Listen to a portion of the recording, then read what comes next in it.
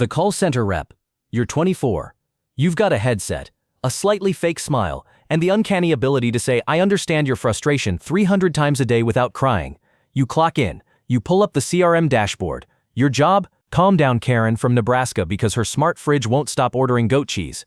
You listen. You empathize. You escalate, even though you know damn well that escalation means putting her on hold for 5 minutes while you eat a Nature Valley bar in silence.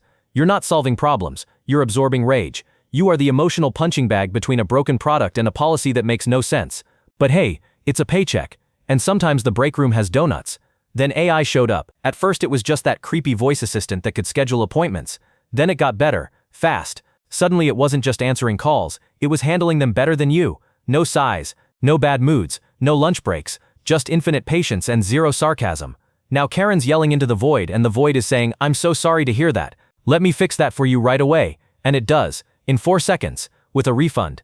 You watch your hours shrink, then your team gets restructured, then you're gone, replaced by a glowing chatbot that never pees and doesn't need dental. You apply to Starbucks and the chatbot gets promoted, the junior graphic designer. You studied hard, kind of. Okay, you downloaded cracked Photoshop and made album covers for your SoundCloud friends, but somewhere along the way it turned into a career. Now you're working freelance, grinding Fiverr gigs, making logos for vape shops and crypto influencers. You charge $75 for a premium package, which basically means you use more shadows and pretend to care about their brand identity. It's not glamorous, but it's honest work, until one day your client says the 7 words that kill your soul. "I just tried this new AI thing." You brace yourself. He sends you a mid-journey render of a gorilla in a space helmet holding a vape. It's actually kind of fire. You zoom in, the lighting's perfect, the color grading slaps, and worst of all, it only took him 30 seconds and $0. You try to act chill, you offer to refine it. He says nah, he's good. Next week he asks you to touch up a photo of his ex instead, for free. Meanwhile, the AI just got an upgrade.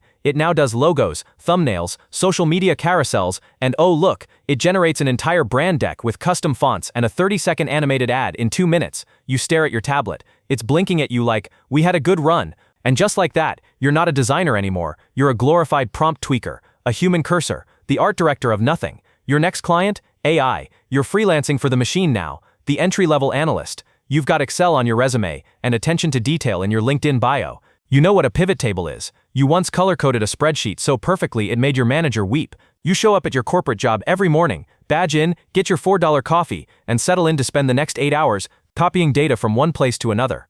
Your job isn't hard, but it is fragile. You spend most of your day checking boxes, running basic reports, and pretending to look busy while you wait for Susan in marketing to circle back. You feel important. Kinda. You wear business casual. You have Slack. You say things like, "Let's align on this." Then one day your boss forwards you a link. It's from the IT team. "Hey," they write, "check out this AI automation tool we're testing." You open it. It's a dashboard that runs your entire job. It pulls data, cleans it, analyzes it, summarizes it into bullet points with visualizations.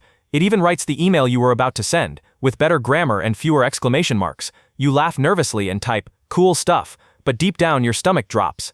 A week later, your boss asks you to train the model. You spend 3 days teaching a bot how to replace you. 2 months later, you're laid off with a $500 severance and a LinkedIn badge that says "Open to Work." The AI? It just got promoted to senior analyst and now gets copied on emails. The online tutor. You started teaching because you wanted to make a difference, or at least make rent. Maybe you were great at math, or maybe you just realized there's decent money in explaining the Pythagorean theorem to stressed-out teens over Zoom. You log on with your ring light, your Wacom tablet, and a fake smile. "Hi Jason, ready to learn about polynomials today?" Jason is not ready. Jason is playing Fortnite on mute. You give it your best shot anyway, because you're a professional. Sometimes you kill it. You explain something so clearly even you understand it better. Sometimes the parent hovers behind the camera, nodding like you just cured academic depression. It's not glamorous, but it's noble, and it pays. Then ChatGPT rolled up to class. At first it's your sidekick. You use it to check your work, generate quizzes, even create cheesy mnemonics. It's fun, until the students stop showing up. Turns out Jason doesn't need you anymore. He just types "explain polynomials like I'm 12" into an AI, and boom, instant lesson.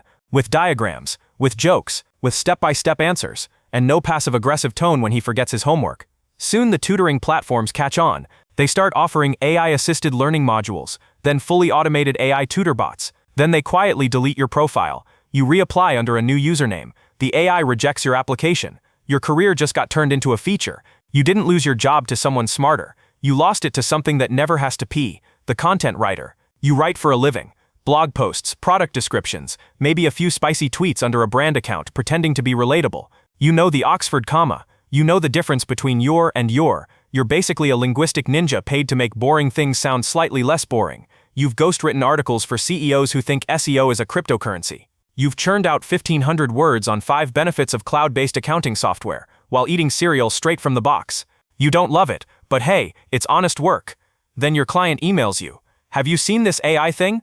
Writes blog posts in seconds. Might be useful. You check it out. Type in a prompt. Write a blog about cloud accounting with a friendly tone. Boom. 3 seconds later, it's done. You find yourself editing it, not writing from scratch. Next week, your rate gets cut in half. 2 weeks later, you're replaced by a subscription.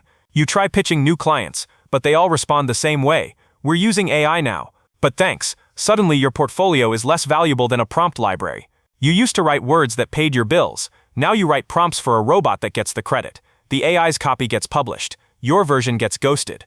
You used to be the voice of the brand. Now the brand's voice is synthetic, and apparently, it performs better on LinkedIn. You still write, but now it's poetry for free on Reddit.